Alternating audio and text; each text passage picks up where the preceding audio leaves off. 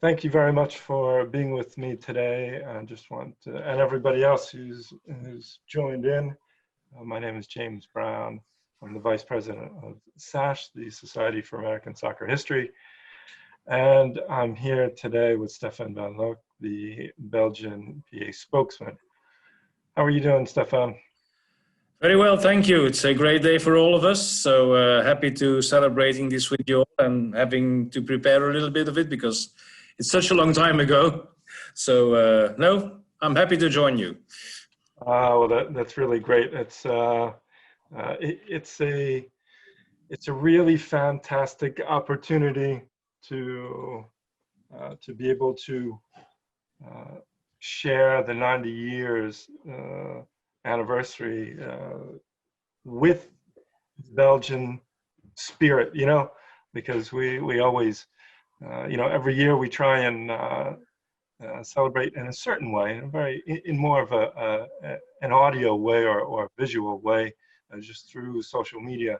But this year is very special because it allows us to focus on some of the things that were the most important 90 years ago, and we're very lucky to have that opportunity. So today what we're going to do is we're going to talk about the voyage, because that's one of the most spectacular, building up to the World Cup. That was one of the great moments when the Coupe Verde left the Mediterranean and headed its way all the way down to South America. Before that, a week prior, the US had left. Just to remind everybody, the US team left on June 13th from Hoboken, New Jersey. And they met with the Mexican national team and then started to make their way down towards the equator, past the equator, and then down to Rio. And so, Stefan, from a European perspective, the Belgian team was met in Barcelona, is that correct? On the 21st? Yes, they left first Brussels, of course, with the famous train journey to Paris, in which luggage got lost, and they headed back after one day, and one person had to take care of it, and arrived in Barcelona with a delay of one day, and just before the Coupe Verde left for South America. So yeah, it was already a not so good start of the trip for the team and the referees on board. But yes, that day leaving Barcelona for this, what first sight looked like an eternal journey, yeah, it was a kind of a school trip sensation to those guys, and it became a more solitude trip after a week or so. But it was yeah, it was the adventure of the World Cup. It's almost as epic as the World Cup itself. It was the journey from the European teams to Montevideo, probably also from the American team to Montevideo, because for all of us it was a first time. So yeah, it was a great day. And you were not alone. You were with the Romanian team, yeah, who had left from Genoa, and then they picked up the French team in along with Jules in Villefranche-sur-Mer, yeah, along with Jules Rimet, and that was quite exciting because that's where everybody embarked together with the famous victory with Golden Wings trophy that was placed in a very secure area for keeping it from prying eyes, and I'm sure that Jules Rimet was quite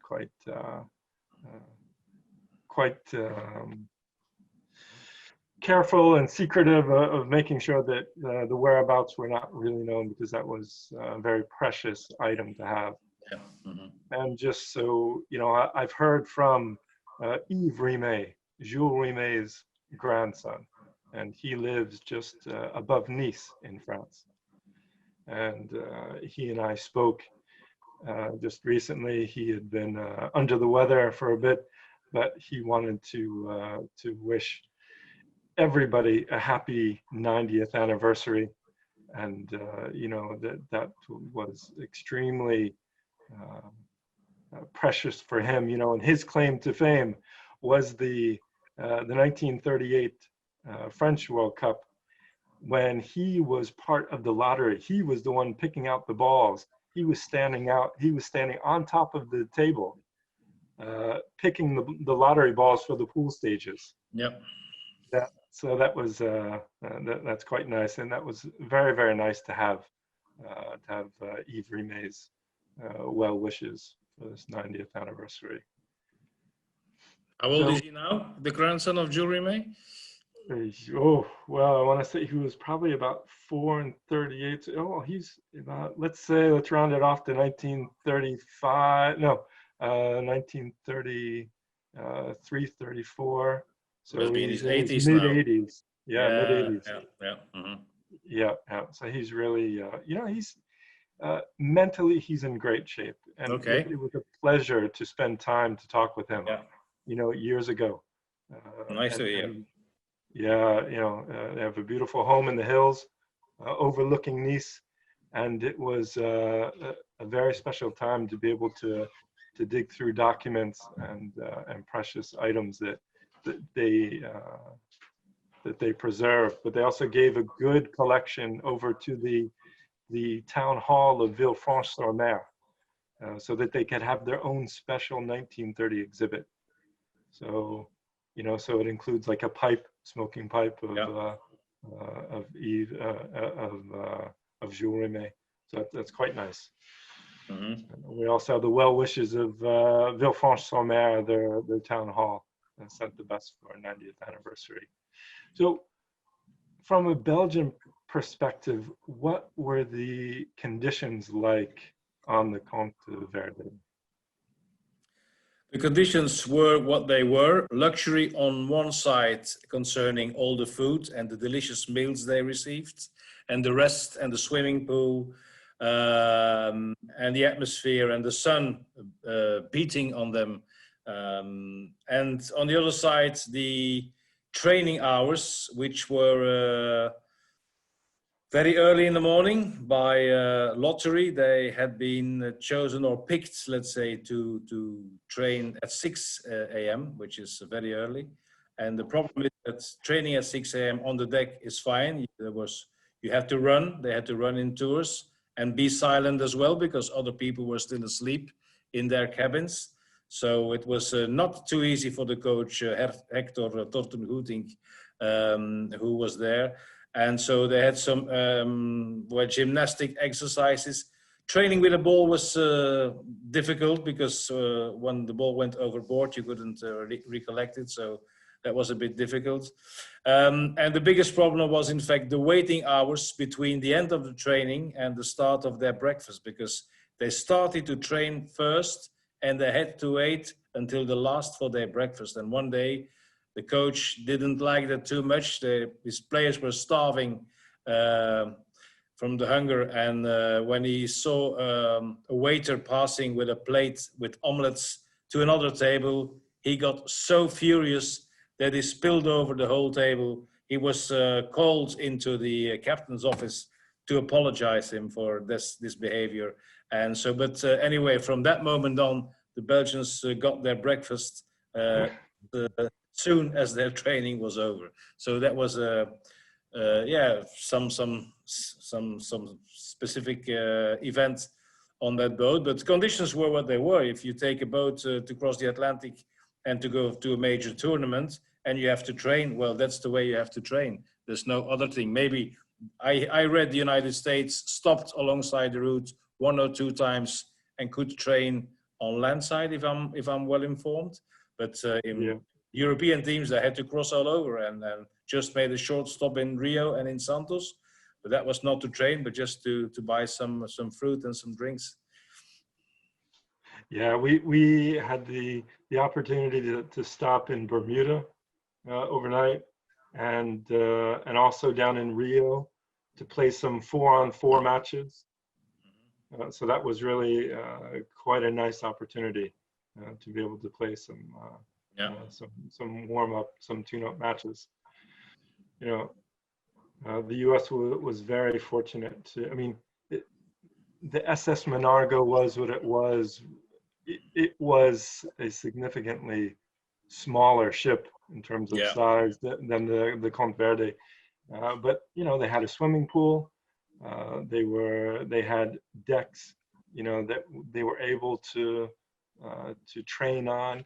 You know, they weren't the best conditions, but they were lucky to have been able to spend time with Mexico, and then heading down to Rio and spending time there just enough to, you know, a number of the players they were a bit seasick, and that was quite unfortunate. It was Jimmy Douglas and Andy Auld. They weren't seafaring men, so that was a very nice break from their standpoint. I guess they didn't have enough space in order to play, you know, to kick the ball around too much. And I understand on the Conte Verde that the Romanian team, one guy kicked it with good strength, and it went right over the edge. Yeah. And then he wanted to jump after it because he was quite a good swimmer. Bit too risky, I think. Yeah, they're like, we don't think you're really going to be able to catch up, you know. Yeah. So that was quite, you know, you guys are fortunate to have that nice luxury. You know, we did have some nice dining, you know, dining facilities. Looked quite elaborate, but they were definitely happy to make it down to Montevideo in good time. You know, the US got down there with Mexico on July 1st. Yeah. So, yeah. So we arrived at the 5th of July or so. Was there also a celebration on the US Monago when they crossed the equator? Because there were big celebrations going on at the Conte Verde with the games on the deck and a big meal afterwards. Yes, there were games. There were disguises. You know, everybody had disguises, and it was the Neptune. It was the Neptune. The Neptune is the god of the sea. The Neptune baptism, or you know, that type of you know, that type of ceremony. So people were covered with you know, cream and eggs and flour and dressed up. Also on the Monago, also on your boat. Yes. Oh yeah. And we, you know, we have a number of photos, personal photos of players being dressed up like women. So it was quite it was quite a festival. So that is nice. So we were lucky to have to have pretty much a good 2 weeks in advance before you know, the first matches started. So tell me about the Belgians' arrival and, you know, getting acclimated to Montevideo and their hotel. And well, it was quite difficult. The arrival at Montevideo on July the 5th was huge, because the crowd was cheering at the players. They were very happy. They welcomed the European team, so that was a relief. So at least those teams are there, so we can really talk about a world championship, because the European teams had arrived, of which Belgium was the first to have subscribed to it. But then the conditions, winter conditions. They come from a boat where the sun was beating all the time, and then they passed the equator, and then it got winter and it was cold in Montevideo. They had a good hotel, because I can judge it because I stayed in it myself. Although the problem was that the hotel they had booked was fully full when they arrived. It was overbooked, and they had to go to another hotel, and they arrived in a short hostel called Hostal Las Palmas, which was in Positos. Those days it was still a town close to the beach. So yeah, they were not too happy with this because conditions there were absolutely not okay. The food was not good, the weather was not good, so the training conditions were hard. They had to train sometimes on the beach, very windy, rainy.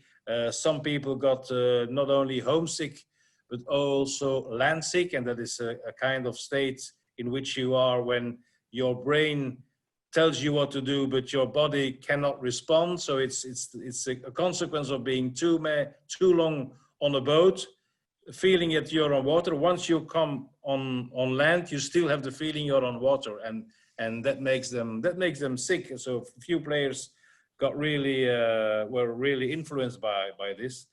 So that were the conditions in which they arrived, but they had the crowd behind them because Belgium was, as I said, the first European team to say, okay, we participate.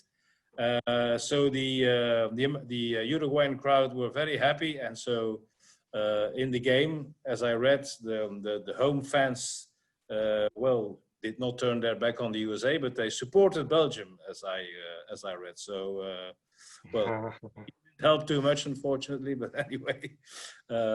So yeah, we had 1 week in advance. And the extra kilos taken on the boat because the amount of good food was so the training that they had could not compensate the big amount of good food on the boat, and so the good life, it was like a Club Med, as we say in Europe, was the good life. And so yeah, they could feel it because they were considered as maybe one of the favorites because of their individual talents, and they beat France in a friendly a few weeks before. So they were considered as favorites, not maybe for the final, for the big trophy, but at least to survive the group. But unfortunately, it didn't work out. They were also not too happy not being a seeded team because they thought, well, we Belgium thought that because of the individual talents and the good results we had in the past, and the fact that the United States is not a country, so we said yes, we would have preferred and maybe deserved to be a seeded team, but then the US said, yeah, are the biggest country, so we should be the seeded team. And well, that was the first small, well, it was not an incident, it was just a disappointment from the Belgian side. Yeah, and then the game started, and we were quite impressed by the athletics physiognomy of the American players, and yeah, well, it didn't work. Tell me about the more in the last few days building up to the match. You know, were there since you didn't have enough time on the boat to do really strenuous training, how were you able to compensate? Were you able to have practice matches? You know, the US played Nacional. Yeah, we did it after the World Cup. When we got knocked out, then they played 2 matches, but in the preparation, in the build-up, there were no matches against club teams because yeah, it was first to adapt to the new conditions, train a few times on pitch and on the beach, and then yeah, before you know, it was match day. So and so yeah, it was early dark, it was winter. Yeah, the conditions were not okay. So, but they had to keep. There was nothing else than training. There was not the things the footballers have today, in which they can find some distraction. But it must have been quite a hard time. Certainly, when several players were homesick and yeah, and would have preferred maybe to stay home. Yeah, that was.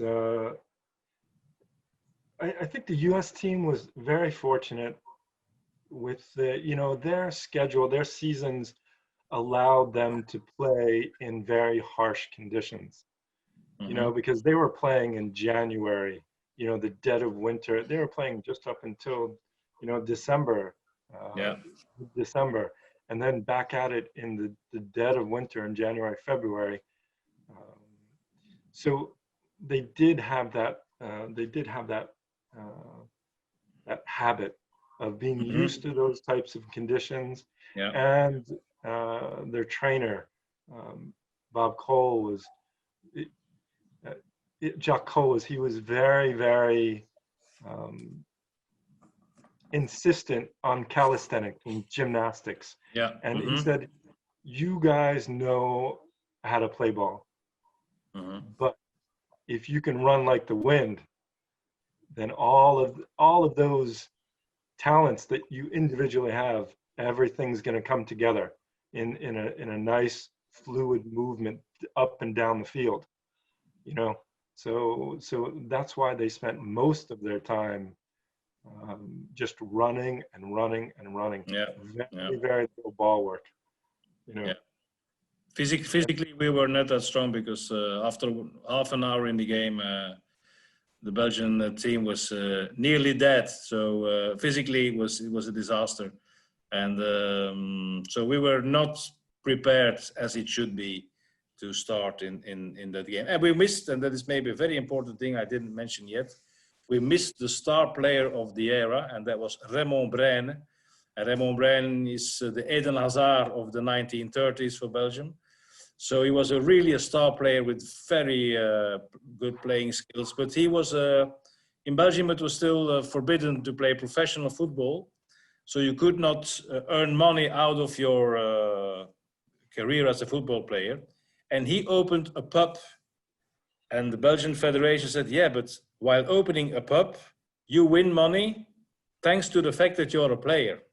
So because now people will come to your pub, have drinks there. If you should not be a player, maybe they wouldn't come in this big numbers. So they suspended him. It was being voted, they suspended him. And they shot the Belgian FA, to which I work for now. They shot himself. I think my boss will forgive me telling this. But Belgian FA, they shot himself in the foot by suspending their best player. So his brother, Pierre Braine, he played, but Raymond Braine was the biggest star, and so he chose to leave Belgium. He was suspended and could go and play in Czechoslovakia. So he played for Sparta Prague, one of the biggest teams of those days in Europe. And then afterwards he came back. But still he's, it's still harsh to the family on this day even, because I talked on the phone to his youngest son, which we will meet in a few days. And yeah, it's still, it's still not over. So they still feel sorry for what happened there. Yeah. Well, I'm going to have to jump in. This is Tom. Hello. Love what you're doing. Hi. And the U.S. squad had two of their best attackers not join. One due to injury, Davy Brown. They called him the Little Giant.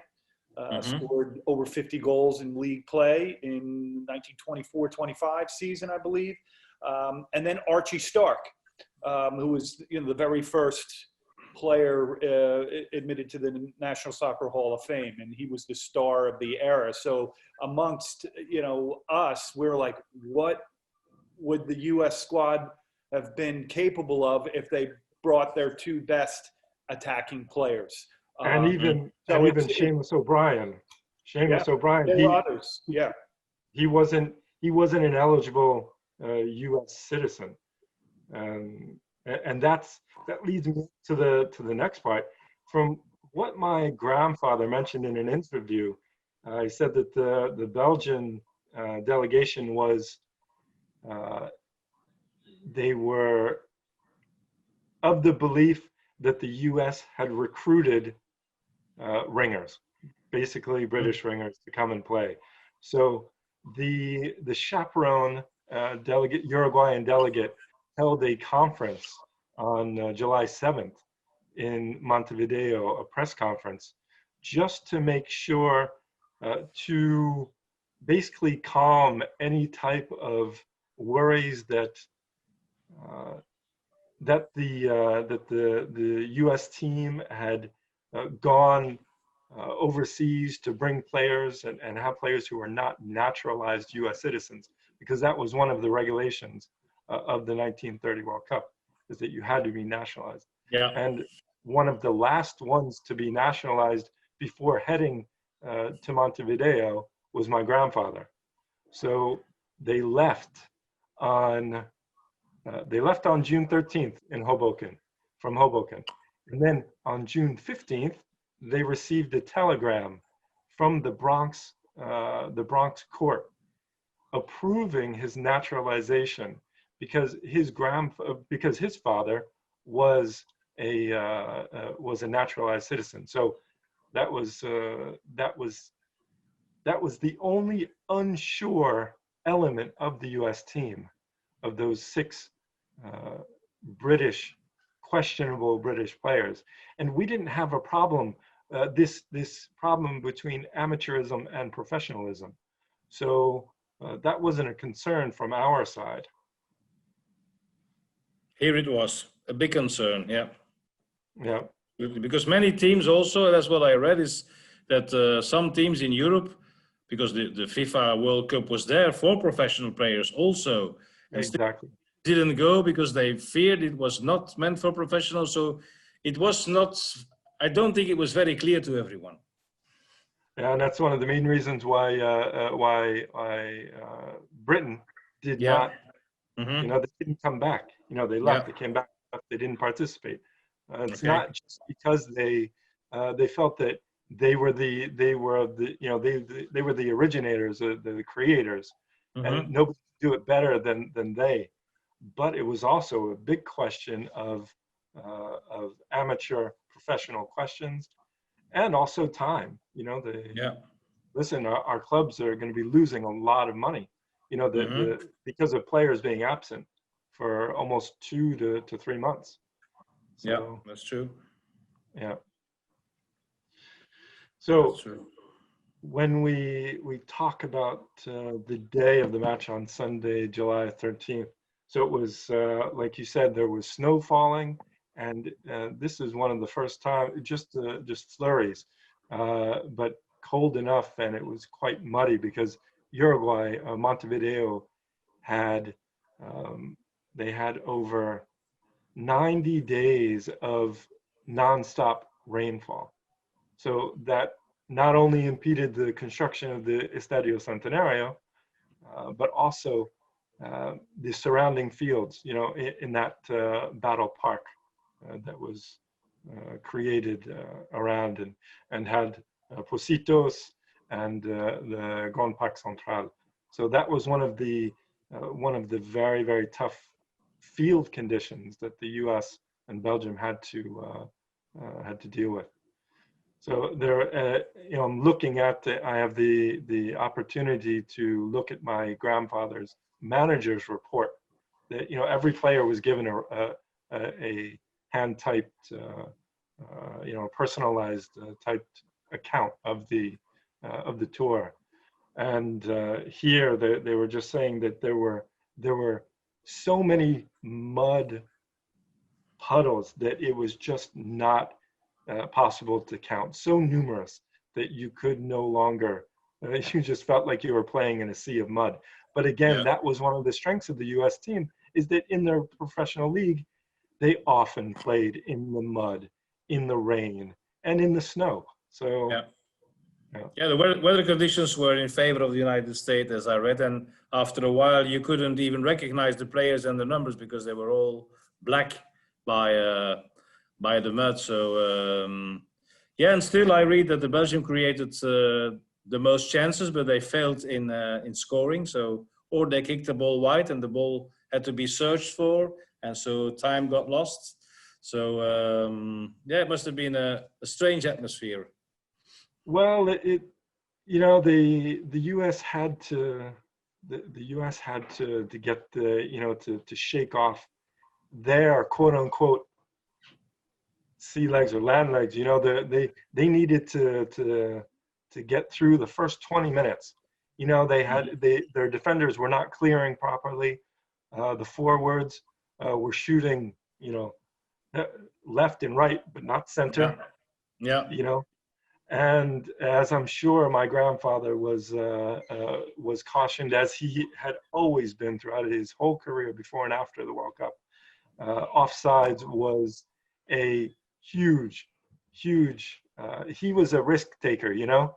He would always be at the very, very edge, you know? So if there was a chance that he'd get a ball, catch onto a ball coming through and he's not called offsides, then he's gone. But he was often called for offsides, and that's it's unfortunate, but that was one of the things that was one of the problems, because Bart McGee scores the first goal, and afterwards there are numerous chances, and then Flory scores the second goal, and we thought it was offside. Exactly, and that was the uproar. And you know what? You were probably right. So could be. Anyway, when the attack was there, the Belgian defense stood still because thinking it was offside, and so McGee, was it McGee? No, McGee made the 1-0, and so he created the first goal. Yeah. Flory made the second. The second goal. Yeah. And that's. Those are the risks that you had to take, you know. We were lucky to have a great guardian of the Citadel in Jimmy Douglas. He wasn't afraid to box out his own defenders, you know, just to clear the penalty box, no matter who was in his way. So, there was always or the goalkeeper or the good defending team, because we weren't defending well. As I read, our defenders didn't come and help the midfield players. So there was no tactical plan behind the game, and that was a bit of a pity. That's what the critics wrote the day after. Even John Langenus, who was also designed to report for the only Belgian sports newspaper there was, called La Vie Sportive, was founded by the federation, and so he wrote his articles, and they were published once every fortnight. And even he said no, the Belgians were absolutely not good, and after half an hour physically they were down. And what I read also that your grandfather was started the nicest attack and goal. The 3-0 was afterwards said of that it was the nicest goal of the game when it became 3-0. He centered the ball, and then Pettenhout skipped it over our goalkeeper, who left his goal far too early and lost his cap on the way, which was very cheerful for the crowd. So they had something, although the game was not good, they had something to warm them up, because it was cold, the stadium was full, even the Uruguayan team was there to watch the match. That's why this match is being officially named as the inaugural game, because there was another game busy at the same time, which started earlier. That's another view of the history. So exactly. They both started started late because you know, it's funny, that story about my grandfather, making a beautiful run down the wing and delivering the most unselfish lob over the goalie's head to Patton. He said, "Who are you kidding?" He said, "I was trying to shoot. I just mishit it." You know? So, but it was a very, very kind recollection of W.R. Cummings when he made the manager's report. All the boys, it really was a moment of boys to men. If you want to think about the U.S. team on an international level, that's where you say this is the moment, a boys to men moment. So it is. I have to be very honest, I'll make a small comparison to our women's team actual. So last year I was with our women's team in the United States for the friendly in Los Angeles. We lost 6-0, and it was women against girls. So it's the same. It's the sporting culture in the United States. Also in those days already was much more different in, I think, any sports, whether you practice baseball, rugby, American football, ice hockey, basketball, or soccer. it were sportsmen, and in Belgium, yeah, it was not professional at the time. In the US, maybe it was already. And also you are born with sports, and also the education system is based on sports.